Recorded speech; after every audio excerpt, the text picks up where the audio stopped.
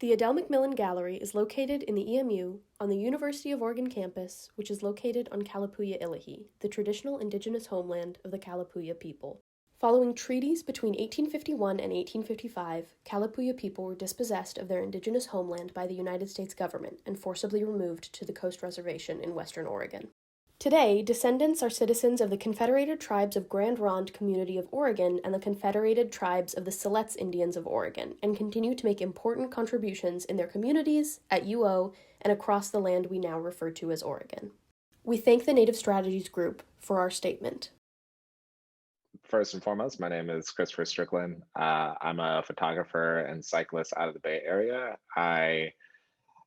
As far as what it pertains to my work, is I used to work in the Bay Area in luxury retail, and so I spent a lot of time shooting street photography, pretty much almost exclusively around the Union Square, Chinatown area.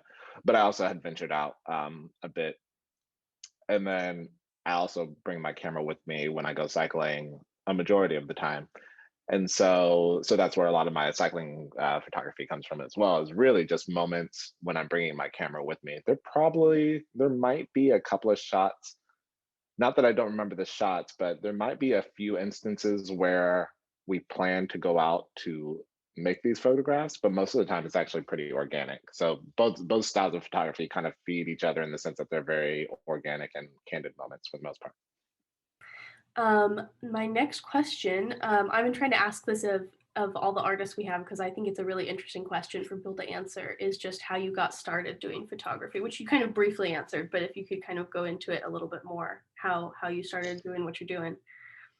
Yeah, it's photography has had, I think I'm on my third chapter of photography. So it started once, or in the very beginning, it started because me and my friends wanted to start a t-shirt company, and we wanted to be able to kind of recreate images and make them as silk screens and put them on t-shirts. So I think we all went in and got one camera. It was, I don't remember what it was. It was like a Nikon, maybe 7,000 series. So basically their entry level probably cost 500 to 800 bucks for a camera. So we had that, and I was the only person who was interested in using the camera and actually learning how to function it.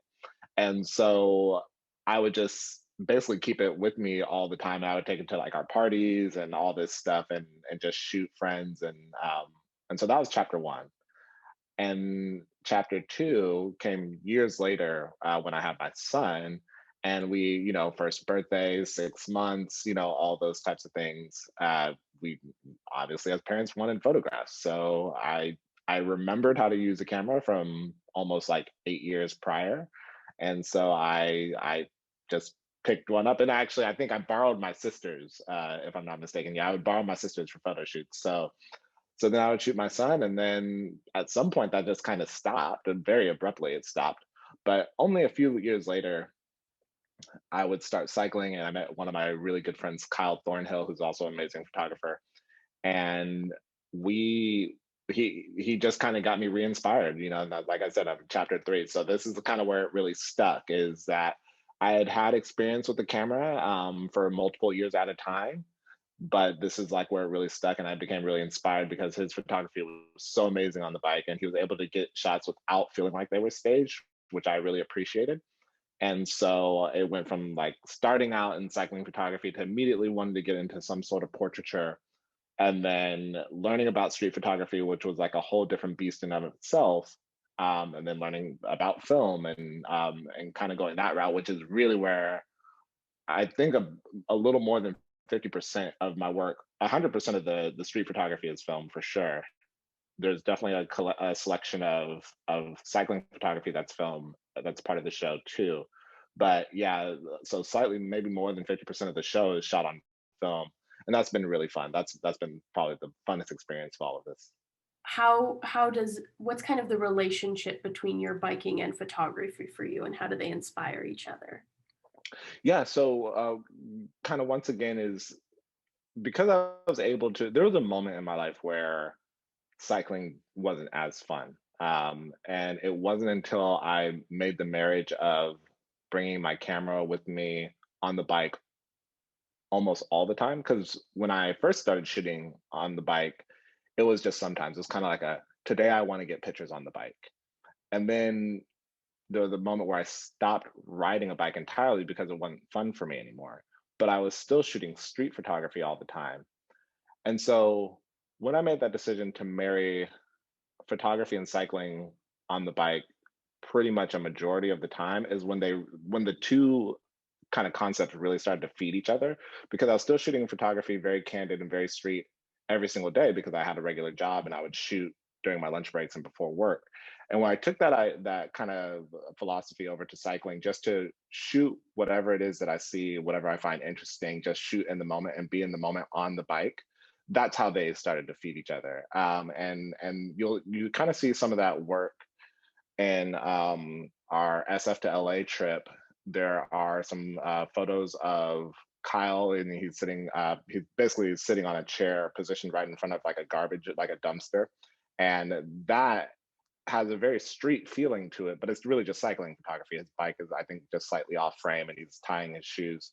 And then there's another frame that I'm a big fan of that was shot on Ektachrome of my friend Zach, and you'll notice it because it has like this big red band underneath it because I accidentally opened the camera while I was right before I was supposed to rewind it. I forgot to rewind the film, but it's like this very intimate, very close shot and portrait of Zach, but super candid, and it just has this like very gritty feel to it. And I think that's always what I'm going for when I'm shooting street photography.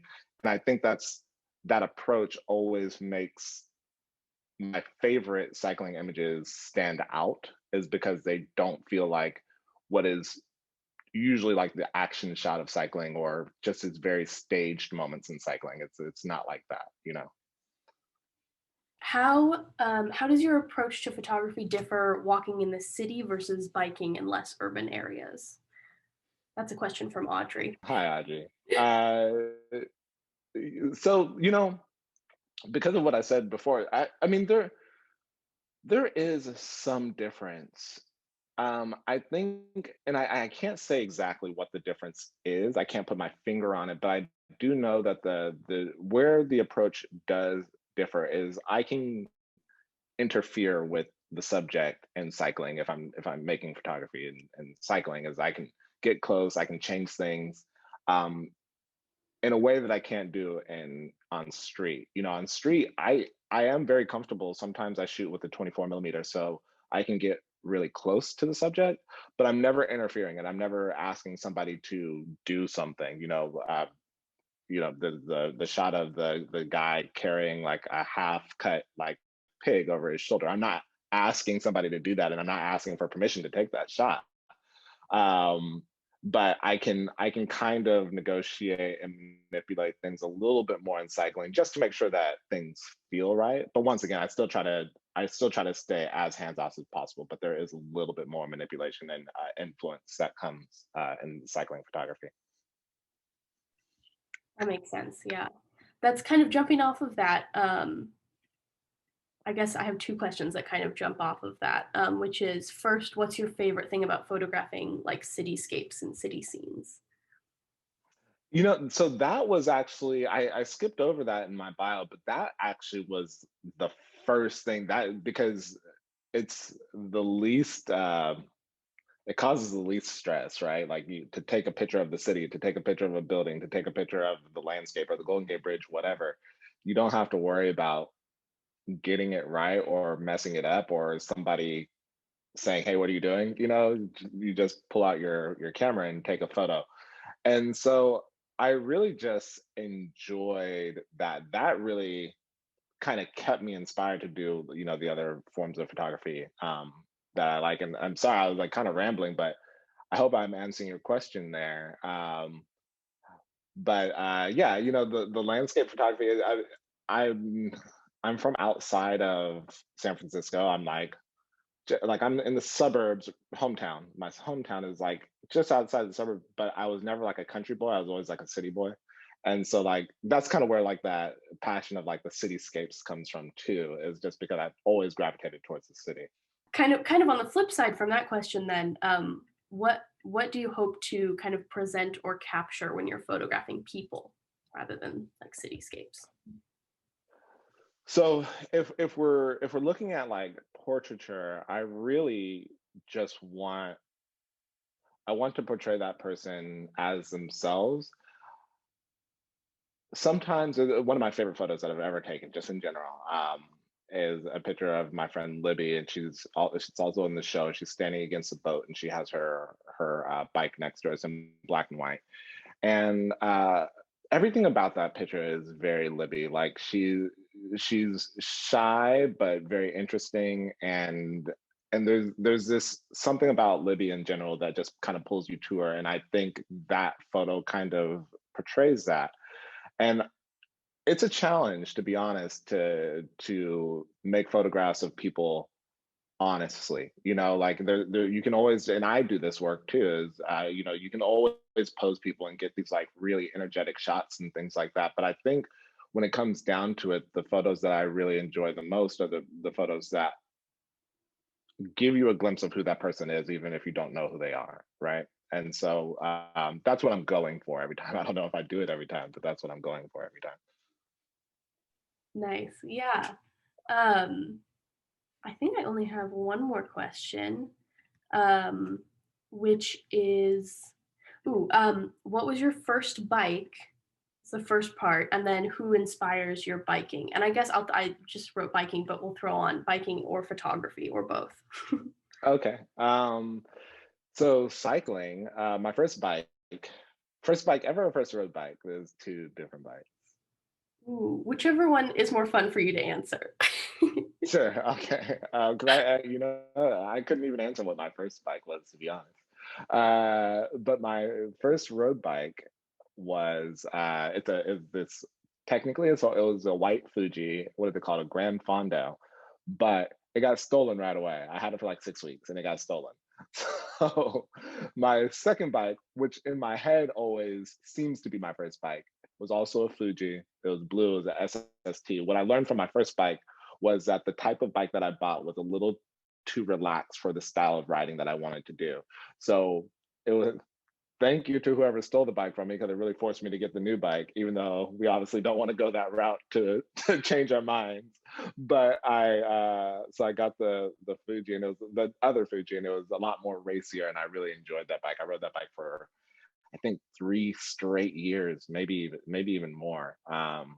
And yeah, that bike treated me well. It was really fun. And so all my friends that I ride with are people that inspire me to ride. I think I back in the day I would mix it up when I was racing. So I'd ride with people who are more casual and people who are very much like racy, high performance, elite athletes. And they all inspire me to ride. Being an ex-athlete, I can identify with both. So yeah. And then photography wise, that's a loaded question because it just depends. Peter Lindbergh is my favorite portrait photographer. Definitely one of the most inspiring.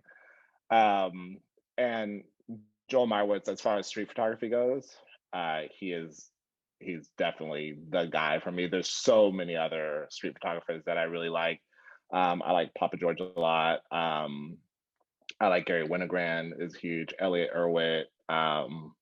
And I mean, these are all street photographers. But then when you look at like Eggleston, he's a street photographer, but he just has a different approach to it all. But there's so many. But yeah, and then when it comes to cycling, I mean, a lot of my friends are really phenomenal cyclists, photographers, cycling photographers. My friend Kyle that I was talking about, Kyle Thornhill, phenomenal photographer. And there's so many in that instance. There's Emily May and Dominique Powers, Brian Werner, um, Jared Gruber. So many good cycling photographers that are out there. Jojo Harper. But yeah, so yeah, those are the people that inspire me, that hit the categories of people that I really like. I don't know if you have anything else you want to say. No, I can't thank you enough. I really just appreciate the time to talk here and the opportunity.